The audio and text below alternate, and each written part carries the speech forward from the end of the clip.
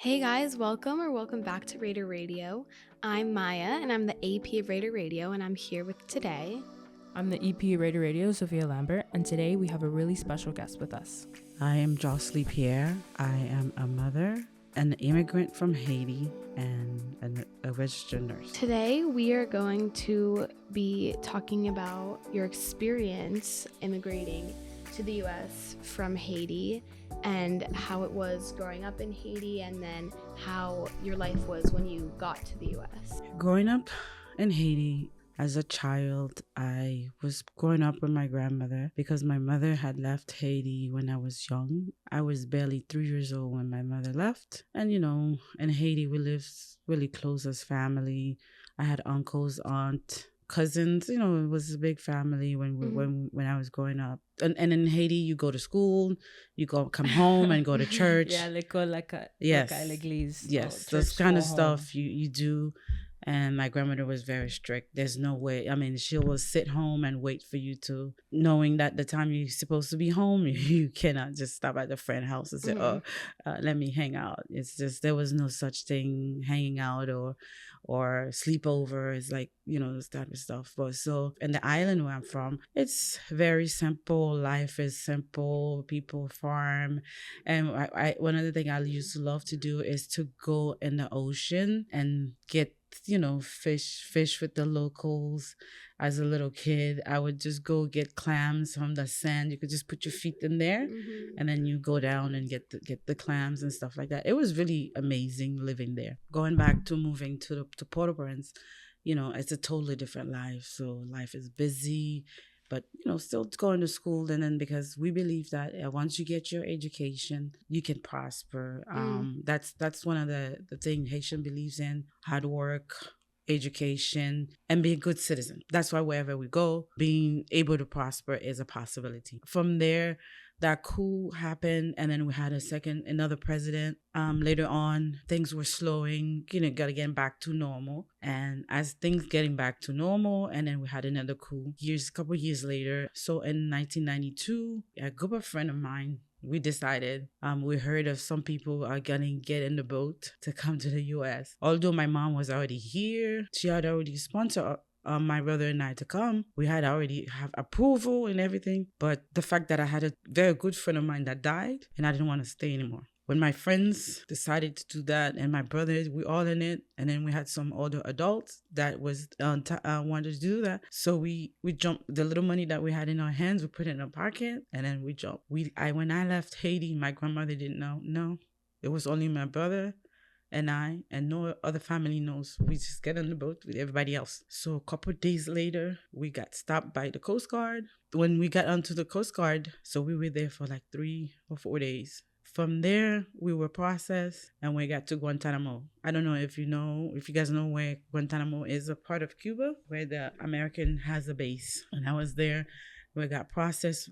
During the interview, we told them who we were and my mom's name, and then they were able to locate our case. That was an immigration.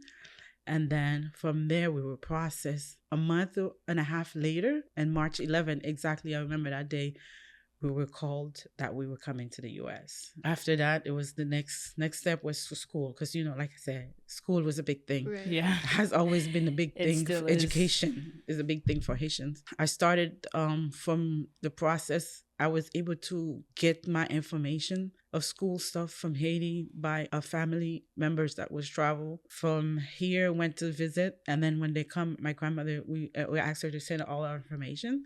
And then we were able to process and go. I started here in 9th grade, the continuation of the grade I was in. And then I had to start working early to try to help, support my mom, because she had already had 4 kids. Her husband had died. We left her with 4 kids. So it's like, compared to Haiti, I was getting money from mommy, sending, stuff. I wasn't working. And it was just school. Now I have school, work, church, stuff like that. Throughout the years after graduation, I had other jobs. And I work as a nursing assistant where I work. And then I literally work my way up and to becoming an RN. So that's my journey as an immigrant from Haiti. That's a really amazing story. When you got to the US, did you experience any culture shock? Yes. When I came, school didn't have uniform. It's like the kids were wearing, whatever they want to do, and being disrespectful to your professor or your teacher was like a no in Haiti. Right. So like watching kids being disrespectful to teacher was like, wait a minute. And the food was different. We eat, little spice stuff, Like and burgers and yeah, stuff like that. we went burgers. Even in some of the Mhm. school that gives you food, that provide food in Haiti, you get rice and beans. You get so Riz like au good pois. good protein and Yeah. stuff like that. But in coming here, you get burgers or pizza or chicken nuggets, stuff like Mhm. that. Very My biggest thing with food was coleslaw. All food with the coleslaw, the pickles, it's like spicy. Yeah. And one time I remember we went to KFC and then they're like, oh, I saw the thing with the coleslaw. It looks like something familiar. But when I put it in my mouth, I'm like, It was that's not the same Mhm. thing. So it was like that was that, and it's still today.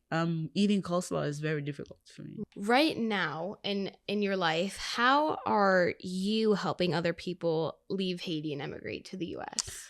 I was able to sponsor 5 people. I would send money as I can.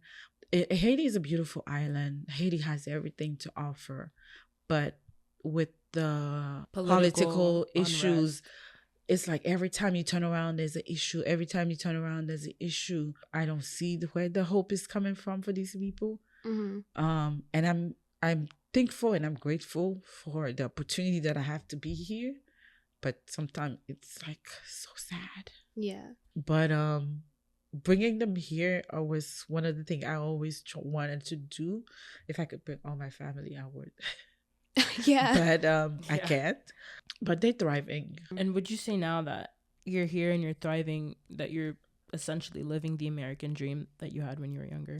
Yes, I was fortunate to work for a company that helped employees to get better education. I was able to get tuition assistance through them. That's how I end up paying for college. I'm living the American dream. I do my work. I stay at my job. I should, I get a paycheck. I should be able to take care of my family. Wow, that's really great. Yeah. Thank you for sharing your story with us. And thank you for being so vulnerable to tell us this. Well, thank you guys for listening in on RaiderRadio, and thank you so much.